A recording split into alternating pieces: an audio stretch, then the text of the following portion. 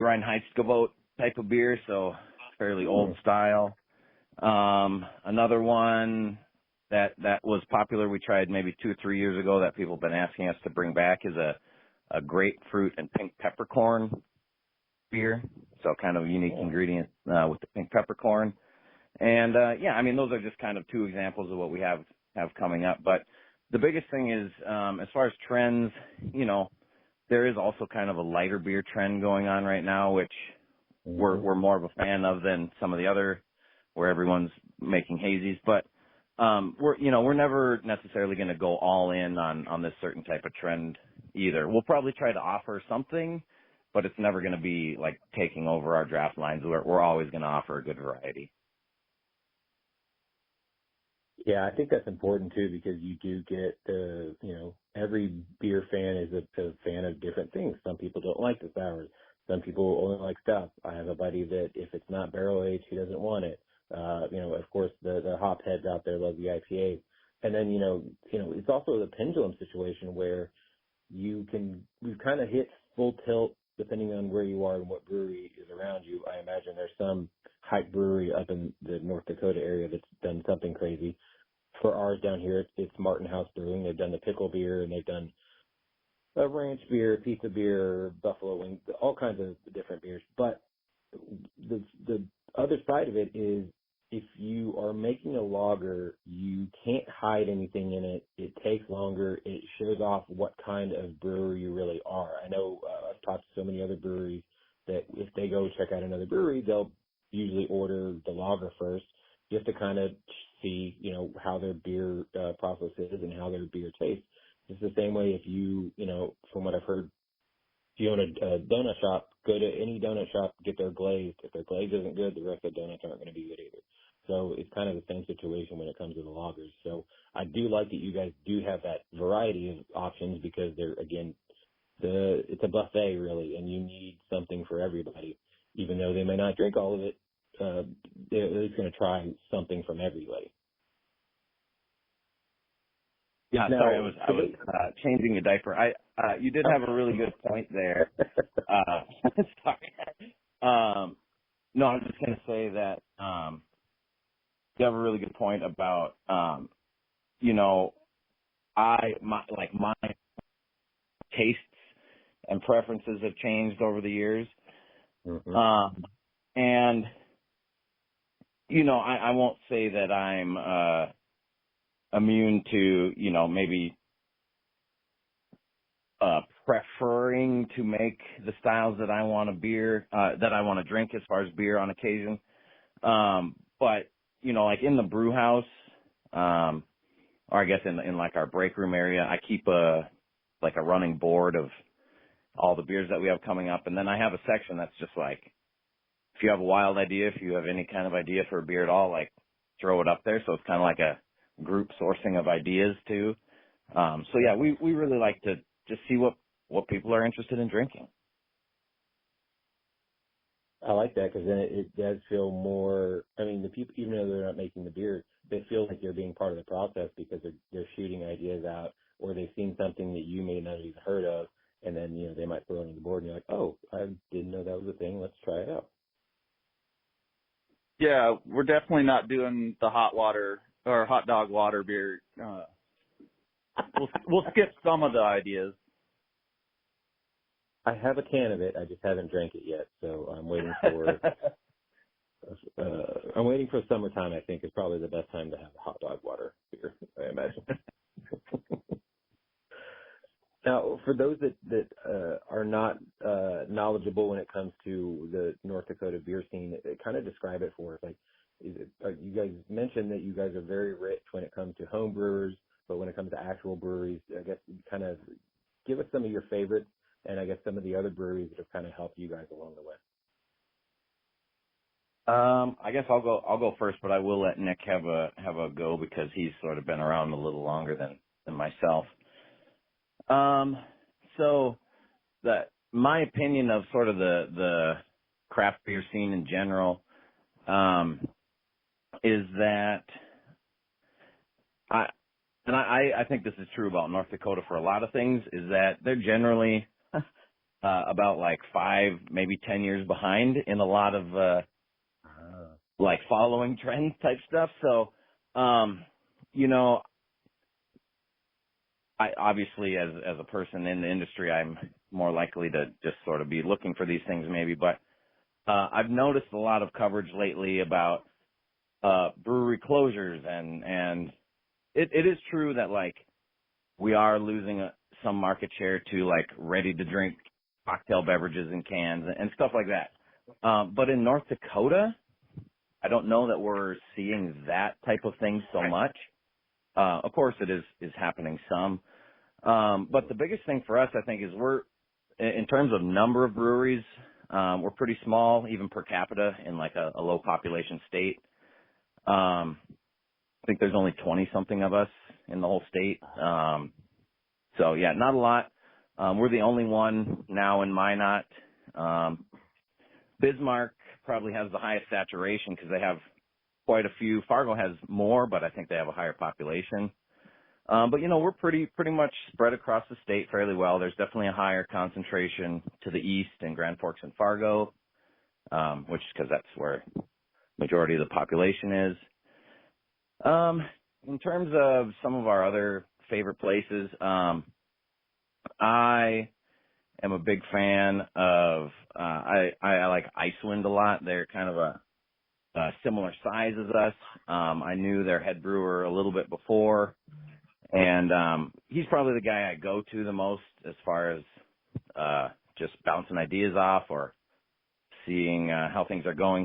He's farther to the east side of the state, so you know, what are the trends in there? Because sort of the way things go, whatever is popular there sometimes tends to sort of migrate our way. So it's kind of a way to get a finger on the pulse. Some other good ones, I'd be remiss if I didn't mention Junkyard. They're technically a Minnesota brewery, but they recently opened a second location in North Dakota. And the biggest thing about them is they probably gave us the most help in terms of getting going. A lot of our business plan was loosely based on theirs. Their whole thing was starting really small, minimum debt, growing organically, and that's kind of what we've been trying to do. And then, let's see, probably maybe a more fairly recent one. But I got to give a shout out to Black Paws Brewery in Devil's Lake, which is probably the brewery that's in the smallest city right now. And he's doing a really good job there. He's running the restaurant too, so he can have guest taps, and so he has some of our stuff on as a guest tap. But Jeb, the owner, brewer, he's a really, really good guy, and he's making good beers there in Devil's Lake. Yeah, and it's kind of fun too. We've done a handful of collaborations with different breweries around the state, and it's cool. You always hear about that brewery culture, and everyone's pretty open and you know, like to teach each other stuff. They're more willing to offer up, you know, information, or if you have a problem, they're willing to help if possible. So yeah, we've done a few collaborations and they've turned out really cool. Did a hot pepper stout. Who was that with? Eric. The Swamp Bite. Yeah, that was with gosh, they closed now. Right. So I was trying to think, who was that with? Well, they closed. Anyways, we did a hot pepper stout with one brewery. We did, we teamed up with Fargo Brewing and we did a cold IPA that turned out really well. It's just neat. We have plans to do a couple collaborations with some other breweries.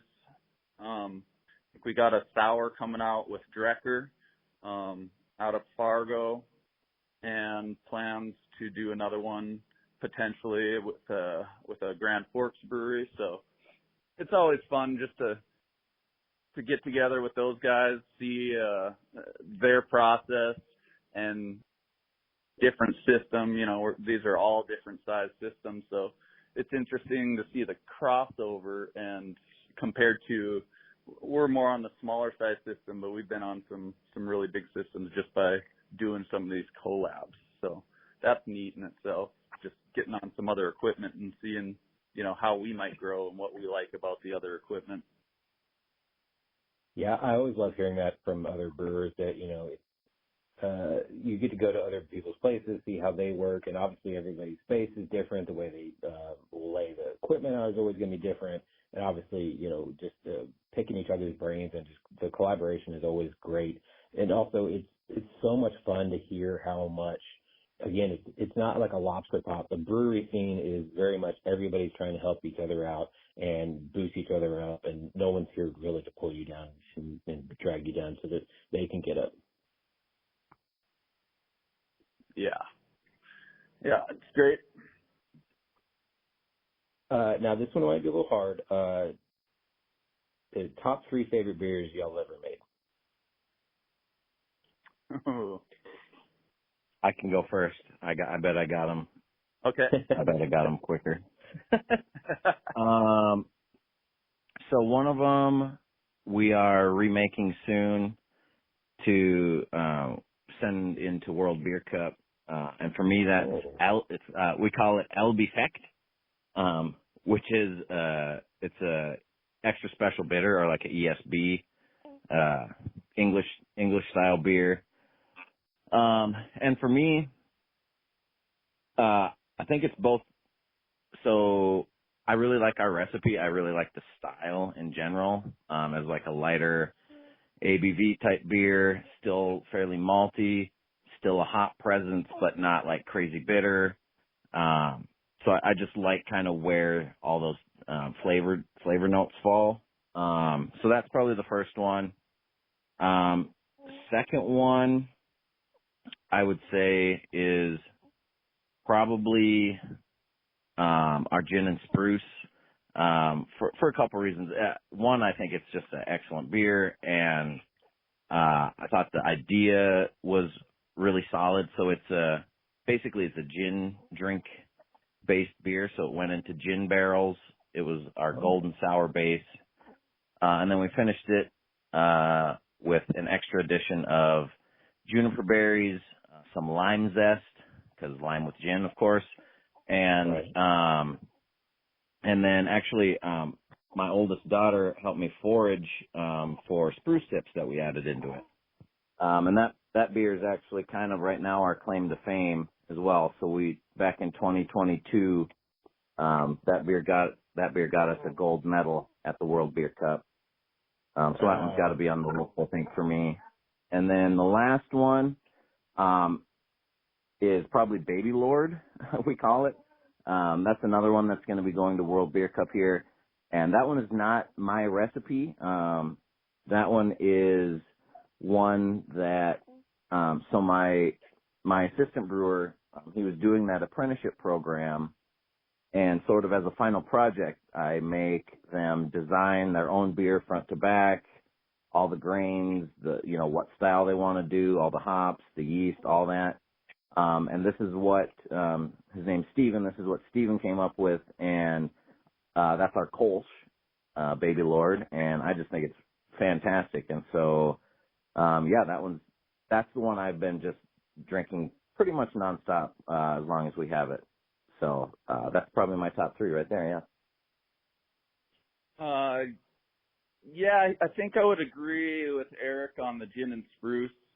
That one, just the flavors of it, the juniper berries and the fresh lime zest. I don't know, there's something about it.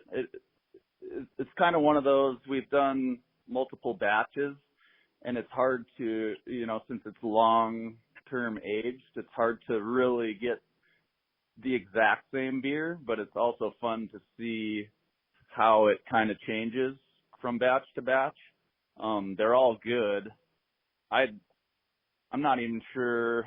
I might have liked one of the batches better that wasn't the one entered in the World Beer Cup. But it's cool just to see how that changes. I think my second one, I'm a sucker for dark beers, is our Russian Imperial Stout. That one's called Dark Sarcasm.